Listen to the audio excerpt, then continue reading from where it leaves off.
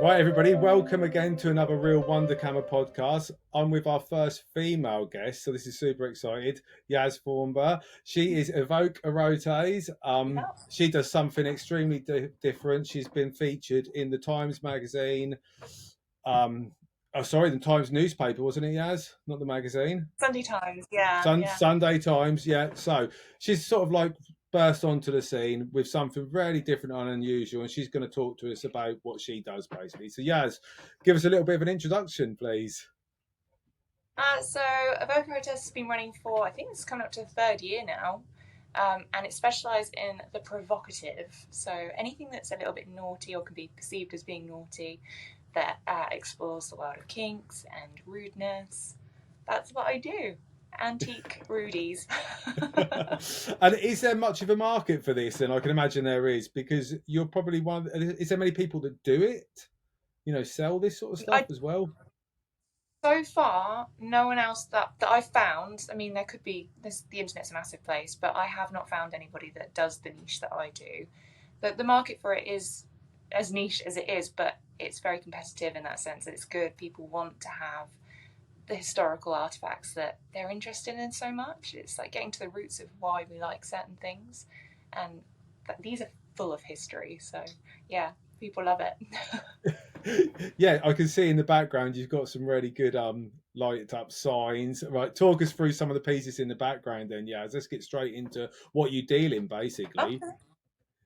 Well, I do loads of different things. So lighting, signage, like impact tools, things that you can actually physically use in playtime and stuff. Artwork, everything. It's a huge spectrum. But I thought because they look really cool, I'll bring the lights down. So we've got a light from Soho, which is the live show Girls, which is massive and has been in my dining room for a while now. But I think it's gorgeous. And then we've got the Durex sign just there at the back as well, which is really, really cool. That's circa 1980, I would say. It's got this really lovely metal red painted frame and is an advertising sign. And then this piece, the Yes Daddy one, I don't know whether you can see it that clearly there, that was a collaboration with Johnny Vegas. And I think we've got like 3 of each size. They come in 3 sizes and collaborated with Johnny and Retro Chimp to create these so that the text on the front can be customized to whatever people want, or they could just come plain, and they're just gorgeous. They're really, really fun. I think anybody would find a use for one of those. But yeah, no, that's Blackpool illumination signage, so they are Oh, really good fun. that's great. I didn't realise that you'd done a collab with Johnny with that, and that is really great. You know, so you designed it with him and sort of messed about with ideas, and then that's We what you can. Yeah, so I think so. You can watch him purchase them. I think it's episodes. I want to say 7, season 16, where him and Drew from Salvage Hunters go out and buy them. And then we started chatting, and he thought, well, it kind of falls within my niche. So we were starting to play with sort of like texts and stuff. And I said, well, I'd kind of like to have one. And if it could say yes, Daddy, we'll see how that goes. Test the waters, and we've sold a few since then. So yeah, I think we've got 3 left of each, and Retro Chimp are the ones that have created the backs to them, and Johnny's the one that came up with the whole concept of it and the font design, and then we've just kind of brought it together for the right audience. That's really cool. I like that. Nice. Yeah, really great. It's great. Really cool sign. Yeah. So, what else have you got in the background? Sorry, Yaz, I interrupted you there when you're in flow. Oh, so right. Oh my god, we've got loads. We've got. Okay. We'll do this one. This one's a brothel clock. I don't know if you can see it here. That's like, I'd say 1910. And then it lights up with this cord here and the button. So once it's wound up, which you wind up here, it then projects the time up onto the ceiling or the wall. So it would allow the ladies of the night to be able to tell people when their time was up. It's a really good way of saying, you're done now, get out the door. So 10, 15 minutes, that will do. But yeah, it projects the time onto the ceiling. It's a really gorgeous piece. I don't think I'd be able to get it to work in here because of the lighting, but yeah, it just projects it up onto the ceiling or the wall when they push Oh, it. and it makes a ticking noise as well, does it? God, that's a bit Yeah, once it's off-putting, isn't wound it? up, it should That's last a about an bit, hour. Yeah. be a bit off-putting, I think. There you go. I suppose it doesn't matter, does it? Yeah, exactly. You can literally hear your time and money running out. But that sort of wind-up clock device, apparently, for this sort of clock, has been around since 1860s. Yeah, it's projector clock, and loads of ladies of the night would use these to help manage the time of their clients. So that's a really cool sort of tip of the hat to the sex work industry and how that all started, really, and the importance of time and the cost of time as well. Did they used to have Just the expensive. candles before that? Did they used to have candles before that?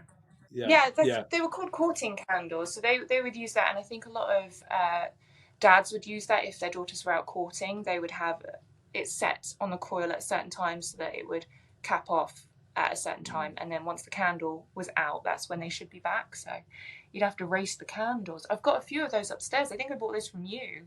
They're gorgeous. Yeah, I didn't realise what they were, but they are nice. I just like the design of them, to be fair. They're just a beautiful little candle, aren't they? Yeah, no, cool. Really gorgeous spiral to them.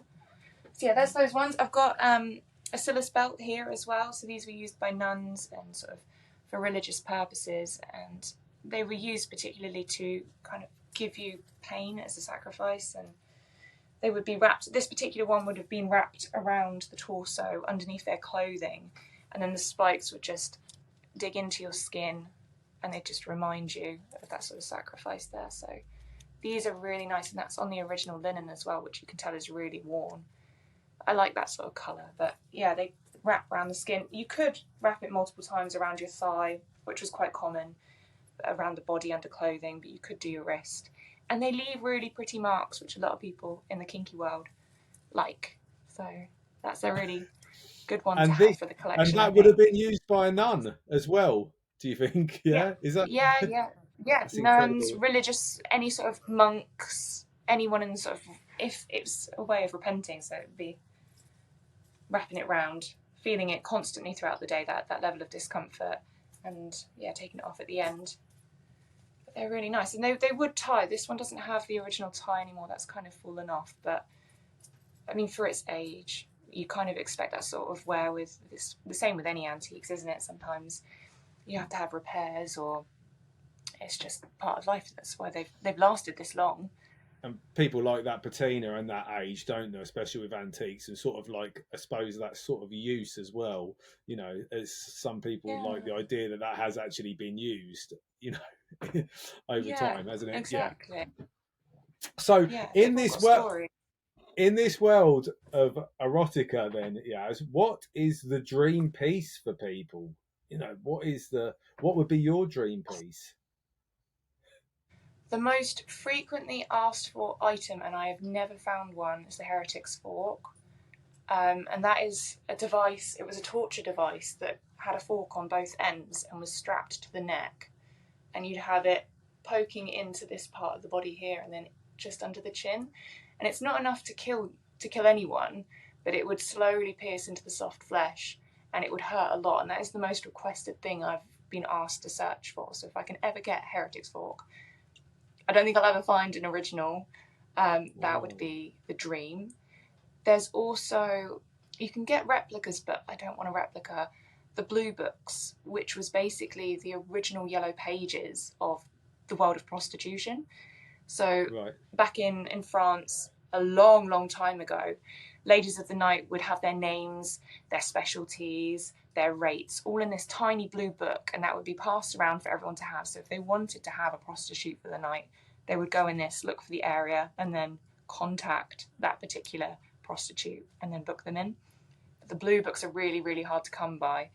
I've only seen one, and that went for thousands of pounds. So if I could get my hands on a blue book, I'd never let it go, ever. Wow. Oh, wow. I didn't realise that. That's quite interesting, actually, isn't it? That there used to be sort of like a little book that used actual book, yellow pages for. What? So this was passed out, obviously printed and passed out between just men who they would think would use it, basically, yeah? Or you had to know someone that you would get. They were pocket-sized. Right. Okay. No, they were just distributed. You could get hold of them. This was particularly in France as well. Yeah. But yeah, they were just tiny little pocket-sized books for bachelors to be able to then contact the person that they wanted. It wasn't a frowned upon book. It was just a contact book, really. Oh, It'd be okay. really handy to have those about now. I know you could probably look online, but imagine just having your own little pamphlet book. Like, oh, what do I want today? It was the old school OnlyFans. Yeah, I suppose it was, wasn't it? No, it's That's where it all amazing. started. Well, exactly, and it is the oldest profession, isn't it, as well? So they say, don't they? Exactly.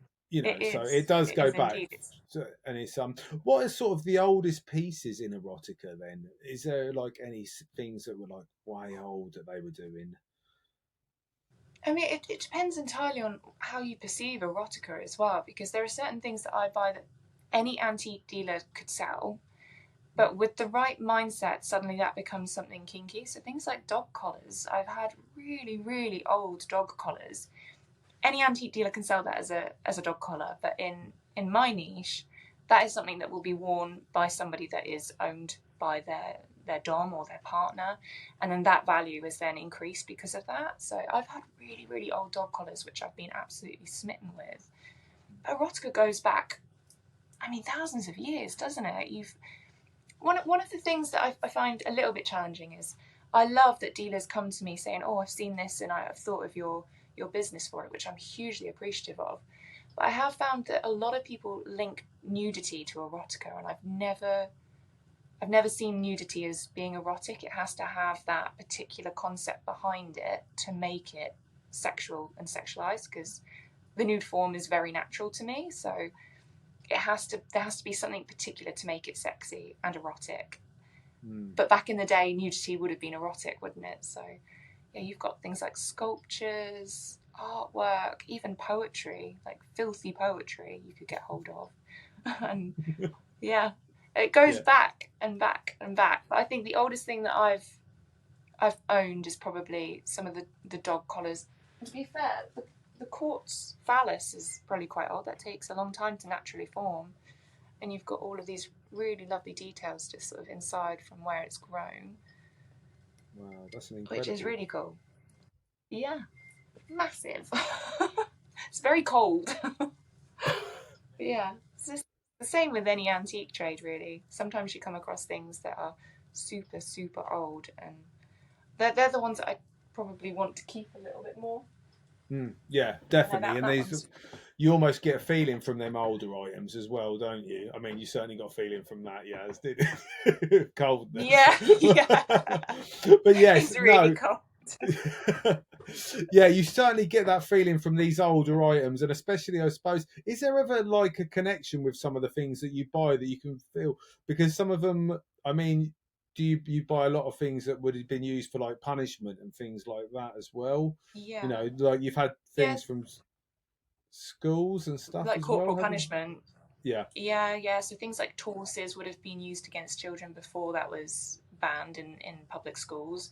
And they're one of my best sellers are the impact tools, so things like torses and paddles, things like that. But I do offer a Reiki cleansing for a lot of the items, because a lot of people are like myself, and I think you're probably quite in tune with it as well. You do kind of get a vibe and an energy from certain things, and that energy doesn't ever leave. So if somebody is concerned about the sort of energies that come with some of these items, I can have them professionally Reiki cleansed so that energy isn't there anymore if people have concerns about that. But I really like the idea of repurposing these items that were used for really terrible things to entirely consensual circumstances now. So the torses will only ever be used in consensual circumstances. And even like the floggers that some sailors would have had used against them, because we had a few of those. I always offer a Reiki cleansing, and that's free of charge if anybody's concerned. Because some people feel like it's a bit haunting as well, isn't it? Yes, I mean, I have that with the things that I deal with. see it as some of these things have been like, I have weird gargoyles and weird sort of statues and things, and sometimes I'll have paintings that I feel a bit weird about, you know, and I'm sure that at Yeah. one point they were sort of used for no good, or in some ways, you know, like they could have been used to, or things to cast spells, things like this, that sort of stuff. And the way I look Yeah. at it is that you, once you take it into your possession, then your energy is transmuting that bad energy away, you know. And Yeah. like what you're saying, you use someone who does Reiki or energy work or whatever that is, and they can cleanse these items. And I think that that's a good thing, because I think all of the items that you have come into your hands, you can then believe that if they've ever done anything bad, they're now turned to good. So that's the way Yeah. my thoughts go with it and get round. There's been one painting that I've had, that there's been one book that I've had that was Yeah. black magic, like a black magic book, yeah, and it was all like, it had all symbolisms in, and it'd been used, and I had a real bad feeling about that, and I don't know Yeah. whether I don't know whether, I think I either burnt it, or I can't remember. I think I chucked it. I thought I didn't even burn it. I think Didn't I even want to sort of, sell it. no, I didn't. I couldn't pass it on, and so I just, it went Yeah. into I thought this is rubbish, and I think it just went into the wheelie bin, and I just Yeah. got rid of it, and I that's think I probably would have been been, scared to burn it, you know? yeah, that's why I didn't. I just thought this is rubbish. Do you know what I mean? I just want to treat it as rubbish Yeah. to get it out. But Yeah. it was really, yeah, it was like some chaos black magic. Wasn't a massively old Like book, but bad you could tell, vibes. yeah, bad vibes. And then I also had a Yeah. painting, and that had like, I don't know whether I show you that, but it was like mad. It had like all this tribal stuff. It had this woman at this table, and she was like naked, and this man, looked like his hands were under the table and stuff. And Oh. I and don't think you've mentioned that before. right, I don't know if I've still got it. I think I have still got it somewhere. It's tucked away. It's like turned the other way around, Hidden. I think. But I just left it out Like in like, portrait of Dorian Gray. it was freaking me out. So I just left it out in the sunlight for ages. I just thought, you know, that's good. I just Cleanse but it, it's, demon. yeah. Thought you can't, you know. But yeah, so it's weird, isn't it? Affinity Like, will solve this. yeah, you know, I wonder if other people do this. Do other people, do you think, worry about if their items are I'd possessed? like to think so. Like, even if people aren't believers in like energy sources, even if they're not religious, I think people will always get a vibe from something, and they will translate that the way that they can, whether that is through religion, whether that's spiritually, whether that's down to science or like some sort of explanation to themselves. We all feel it. We just give it a different name, I think. Yeah, I So think yeah, you're I right. reckon everybody gets it from there. Yeah, the heebie-jeebies from something as well. And I suppose Yeah. some people get it from things that we wouldn't even think that that would give Yeah. you, like, as Exactly. well. Like, I was talking to Jay actually, and he had his prosthetic leg. He had a World War I prosthetic leg, and he was saying Yeah. he had it delivered when he was at a fair, and the person who he was standing with, like, that even gave him bad vibes. And I was like, that's a Really. strange one that's a strange item for someone to get bad vibes about, because that's probably something that's been used for good. It was sort of Yeah, to someone, help someone. yeah, But I mean, I yeah, suppose there could be a lot of like personal resentment for that aid, perhaps at one point, for the original purpose of why they might have needed it. It yeah, I could, like, suppose, everyone's got different energy. Yeah. yeah, I yeah, think definitely trust your gut when it comes to feelings like that, though. Definitely yeah. trust your gut.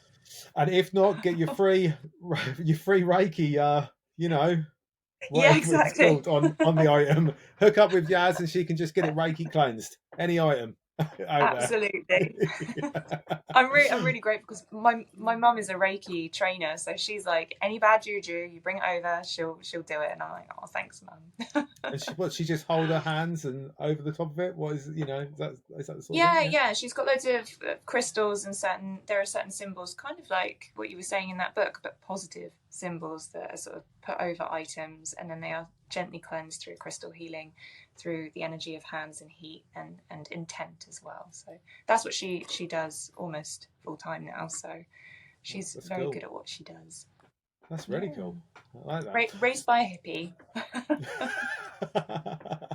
Explains a lot. Right, so what other, we've just went way off track here, haven't we? We've got, Yeah, but sorry. right, so other items, let's have a look at what else you've got, because you've got so many extraordinary and unusual items. I'm sure people would love to see. I've got a really lovely original acrylic Soho sex shop sign there, which would have been put onto the wall, which is really cool. They can now be sort of adjusted to light up as well. I think some examples that I've had in the past, someone's gone in there and put lighting in, which looks really, really cool.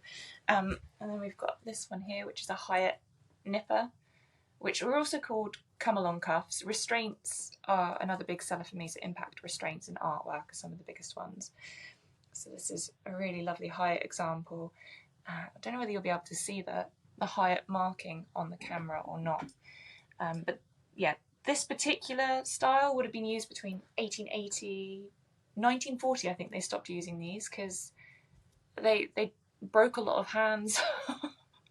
Right. They're used for like a quick restraint, so they would have just sort of nipped them to move people across from A to B. I've got tiny wrists, so this isn't ideal for me. I can literally just slide out. They wouldn't have been able to get me with this, but they are better for men. But yeah, they're just sort of held by the police officer and then, yeah, come along cuffs, little nippers. These are really, really good fun. They're just for a single wrist. I've got so many different restraints upstairs in my study. But this is one of my favourites. They're just super, super cute. So that's nice. That one. And then I've got a collection of, let's see if I can do this. Oh my god. Lithographs. These are one of my favourite things that I've got in stock at the moment. They're very rude. They're from 1936, these pieces. And they're done by an illustrator called Mario Lavacetta, who was known as the pseudonym Marillac. And he was quite well known in the sort of kinky side of artwork. And what you can see there's a bare bottom there. There's this lady getting tied to a wall and flagged. I think they're wonderful and they're beautifully mounted, these. And yeah, he actually depicted a lot of the LGBTQ community way before it was even right to do so. So it's nice to see like 2 females. In this one there's even 3 females. Sort of getting up to no good as well. They're really beautifully hand-coloured lithographs, and there's a set of 12 there. I'm happy to live with those forever. If they never sell, I don't care. They so talking about selling, Yaz, where do people find you? Obviously you have a website, Instagram, all your other places. Yes. Please tell everybody so they can go and look you up and see what you do, basically.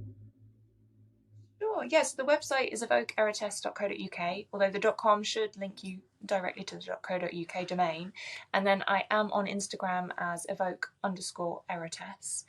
That's where people get in contact the most, and then they buy through the website normally, which is really nice for me because a lot of people used to DM, which gets a little bit hard to manage. Sometimes I don't know about you, but it's like Facebook Marketplace, isn't it? People are like, is this available? Yes, it is. So yeah, Instagram and the website are the 2 main things. I do talk about it on like my other professional aliases and on TikTok, which has brought in quite a good footfall. So yeah, Evoke Erotes. That's where to find me. TikTok. Talk me through TikTok. What do you do on TikTok then, Yaz? Oh, I do loads of lip syncing.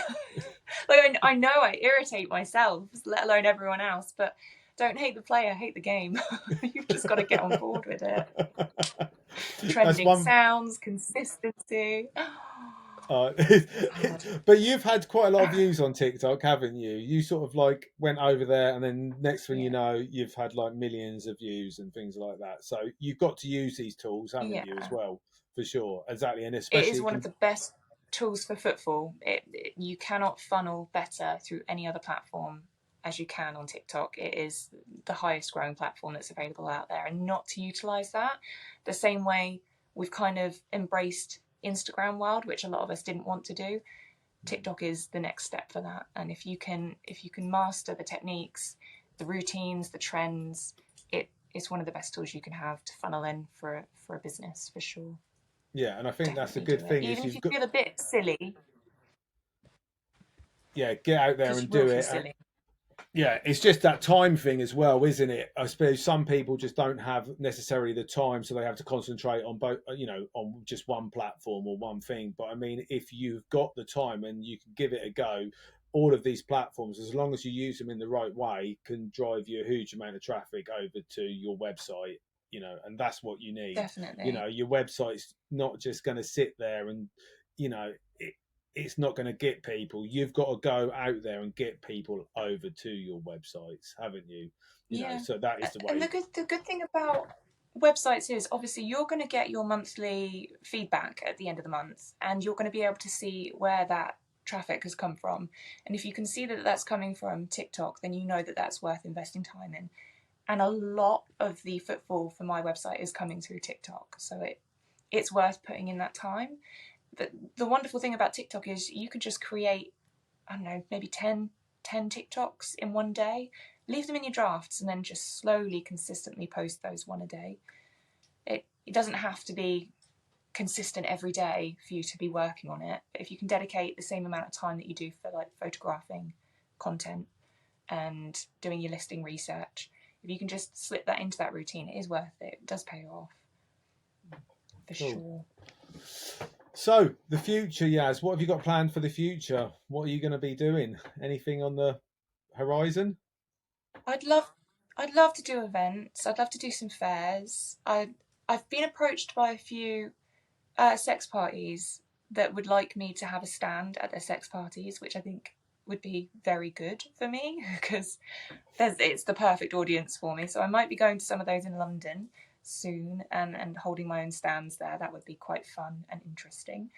But I'd like to do some antique fairs as well. I've got a bit of a juggling act to do because I've got my 3 different businesses, but this is the one that I'd really like to steadily keep going until I'm really old, because the other ones have a bit of a life expectancy. So, Well, you're doing a really good job, and I mean, like I said earlier, you were featured in the Sunday Times, which is really great as a new imaginative business, because you've really have just stepped up, and it's something cool, something different. And well done to you, Yaz, for doing it, because it is really great. And you do spend so much time sourcing these items for people as well, so much time photographing them, making them look good. I know you love your photography as well, because you do a lot of that, and it always looks so good. So it's just worth paying Yaz a visit on her website, on her Instagram, and just looking at what she does, because you'll find some amazing things. And even in the archives, go and have a look at what she sold. There's some really